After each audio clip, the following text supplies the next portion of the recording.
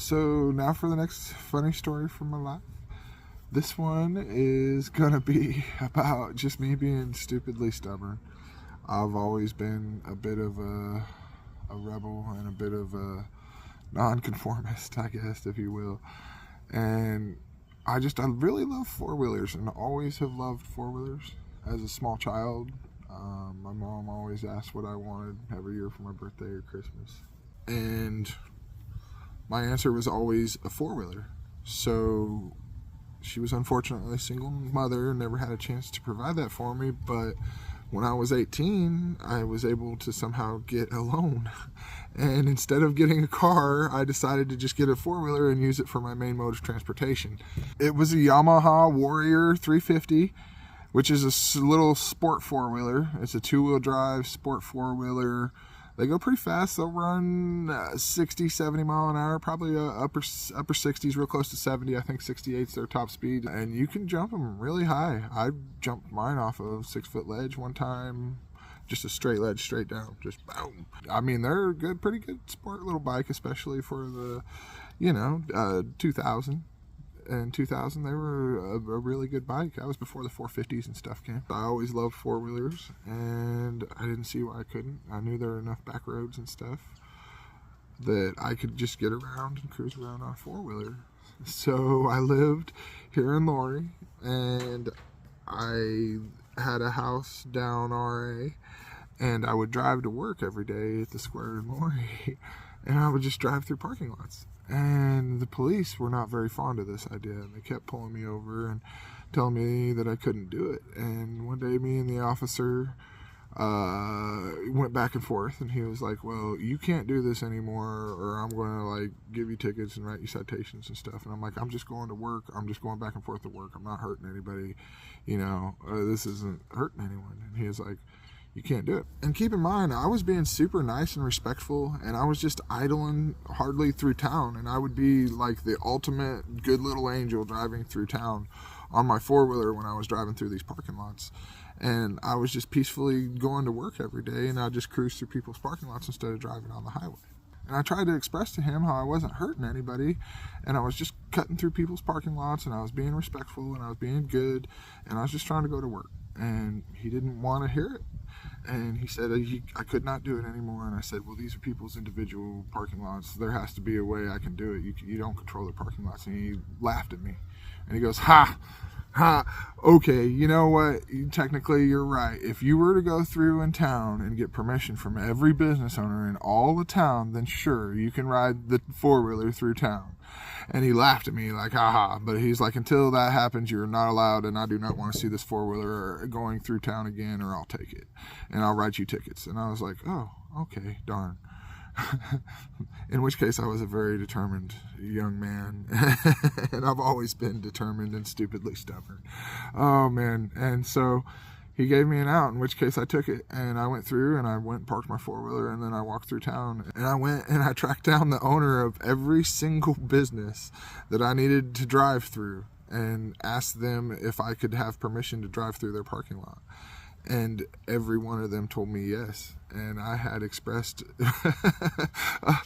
permission from every business owner, in which case I then went back home and I got on my four-wheeler, and it was a whole new world because I then had permission. So I would drive through town immediately and let them pull me over because he was chomping at the bit to just bust me. And I told him what I had done, and he could not believe it. He was not very happy. And he said, okay, if I catch you with that four-wheeler on the road, I will give you tickets and all this other stuff. And I said, okay, well, I have to be able to cross the road. And I was like, if I'm not riding it, you can't give me a ticket. And if I get off of it and push it across the road, I'm technically not riding it. And he was like, okay then, but if you push it across the road, that's the only way it can touch the pavement if it's not running and you're pushing it. And I said, okay. So that became the thing, is I would ride through town and I'd hit the highway, and instead of riding across the highway, I would get off and I'd push it and I'd ride right through the middle of town and wave at them every morning. And as time went by, I progressively got a little more gutsy. And the more I would go through town, And the more they would sit there and mean mug me and give me dirty looks and stare at me and always like park across the road and like watch and make sure I'd push it across the road, the more I would instead be a little taunting, and I would do wheelies across the parking lots. And I went from being the good little angel kid idling through town to just riding massive wheelies and doing massive jumps. There's one, I mean, I'd hop curbs and there's one hump by the mall, where the little mall is, the Laurie Terrace Mall, and right by the church that's next door, where there's just a perfect little hump right there. And I mean, you got the whole mall parking lot to get as big a run as you wanted. I mean, I could hit it in 6th gear if I wanted. I didn't quite have that courage, but I would launch every day back and forth. So keep in mind, this was about a 4-foot berm. And I was launching. I mean, I was going all of probably 30 feet or further when I would launch. And I was probably getting, 4 or 5 feet in the air. I mean, I was launching high and far and just sending it every day right in front of them.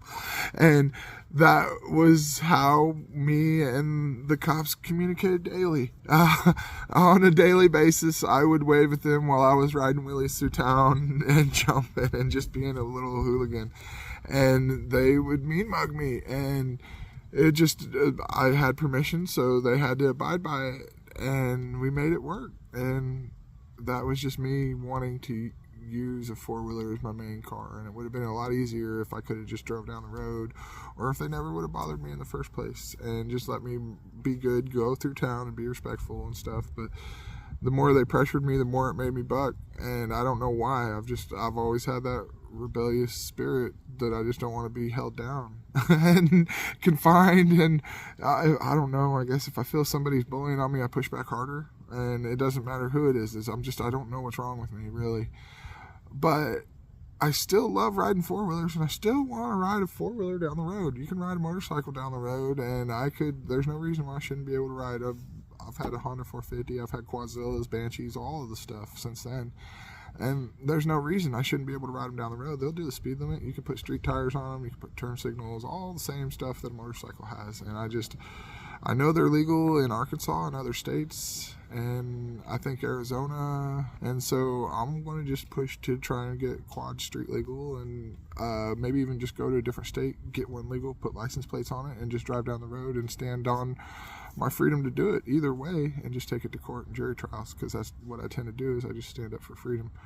But I pick my battles also, and sometimes I don't have time to take all these things on all fronts. But that's definitely what I want to do, is just make it to where I can drive a 4-wheeler down the road. I don't see anything wrong with that. And ultimately, freedom and freedom. I've had a motorcycle. I didn't like it. I'm a big guy. I don't do as well on a motorcycle. I feel a lot more comfortable on a quad, and obviously it's got 4 wheels. I mean, even hitting a deer or a turtle, or even the line in the middle of the road is slick when you cross it on a motorcycle. So the odds and dangers of a motorcycle are infinite more than a 4-wheeler. And there's no logical reason why a 4-wheeler shouldn't be allowed on the highway. You can make a 4-wheeler go just as fast as a motorcycle, I promise. You just got to engineer it to. I've seen a good one on Facebook that had a street bike engine, and it had a Gixxer engine in it, and I guarantee it would run whatever you wanted it to. And you could just engineer them like that. It wouldn't be that hard.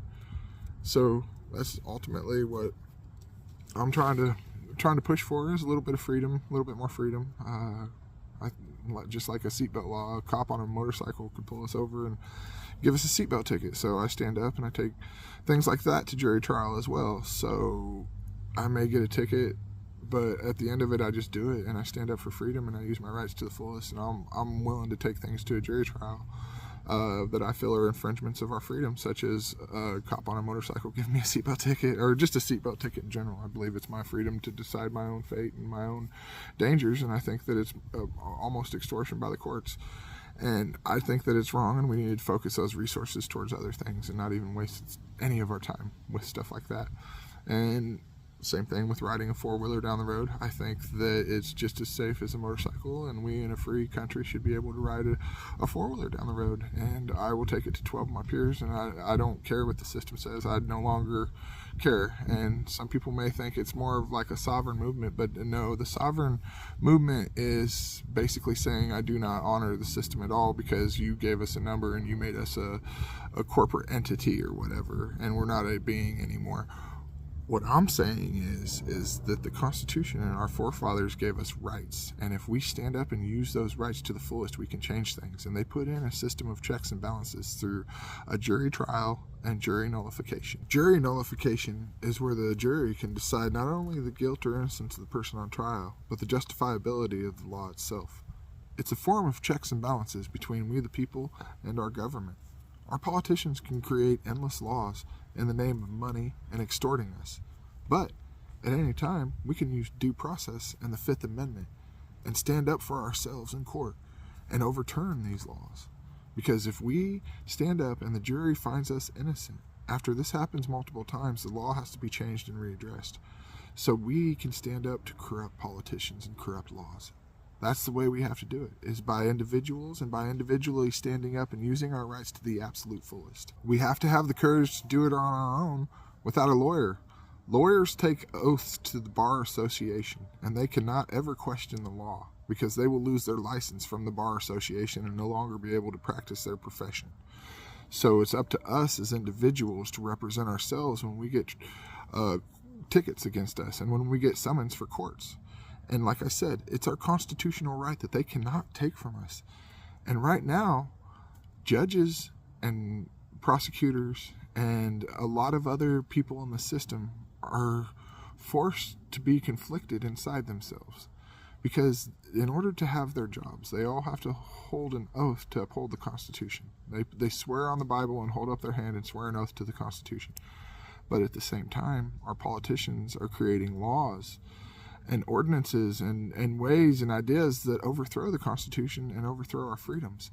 So these judges and politicians and people are all forced, and sheriffs, police officers, everyone, they're all forced to choose between two sides, and they have a conflict going on within themselves. And they either can choose freedom and the Constitution and be middlemen, because that's all they are. You have to change our perspectives in the way you see the system. I guess that's fundamentally where I'm at, is that I see them as middlemen between me and 12 of my peers. That's the way this system's set up, is for me to be able to speak to 12 of my peers and go, hey, people around me in the community, this is what I feel. And that's why I feel a victimless crime mentality is I can always go and defend myself in front of 12 of my peers and say, hey guys, politicians are just trying to make money off of us. Let's focus their resources on people with crimes, and let's say maybe try and overturn this law.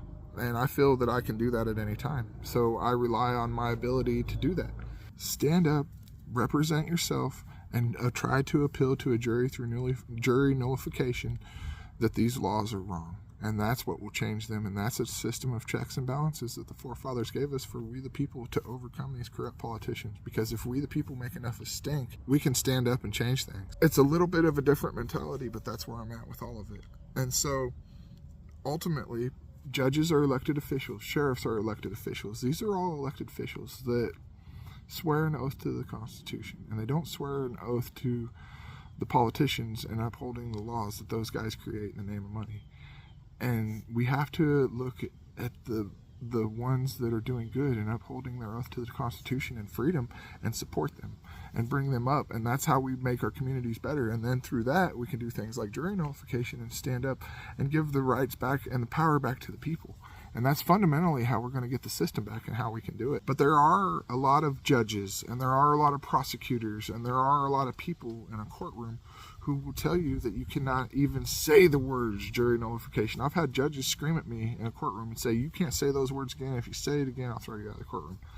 It is legal, it is valid, and it is our right under the Fifth Amendment to have due process, to represent ourselves in any way we see fit. They brought the charges to us and we're defending ourselves. We're allowed to say, hey, I'm defending myself.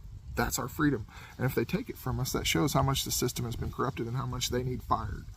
if they take that ability away. And that needs documented and put out there. And that's why I do these documentaries and why I do stuff like this, because if they do take my freedoms away and they do try and suppress me or silence me or do whatever, take me to court, this will be my record, and this will be to my defense, where people can see, oh, this is what he was doing. So this is where my mindset is, this is what I'm doing, and this is just where I'm at. I believe in freedom, and I believe in the system, and if we use it to the way it's intended to be used, we can work it all out and have a forms of checks and balances, and we the people can freely do this. But like I said, the system is a little bit corrupted, and sometimes judges and prosecutors won't let you do this, in which case you still got to try and stand firm. And I pick my battles, and I do what I can, and I push things as far as I can. And it's just at the end of it all, I'm trying to push for freedom. And I didn't mean to go so far to political, because this is supposed to be a comedy story and funny, and I got way off the sidetrack. I am sorry for going way down that wormhole, but I do just really wish I could just drive a four-wheeler down the road. That's the end of it. I just want to drive a four-wheeler freely down the road, and I ain't done nothing wrong. And I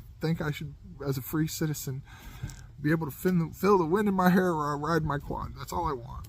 That's all I want. And I have to do all this in order to achieve it.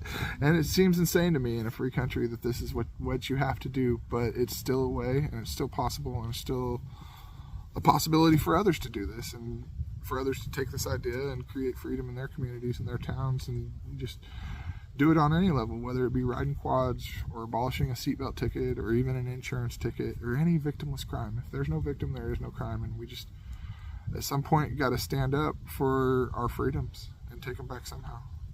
And that's all I'm trying to do. And I make a video like this once a week where I release inventions. Ultimately, the inventions I'm releasing are trying to help open source free energy inventions or alternative energy inventions, to where we can help power the world through different means.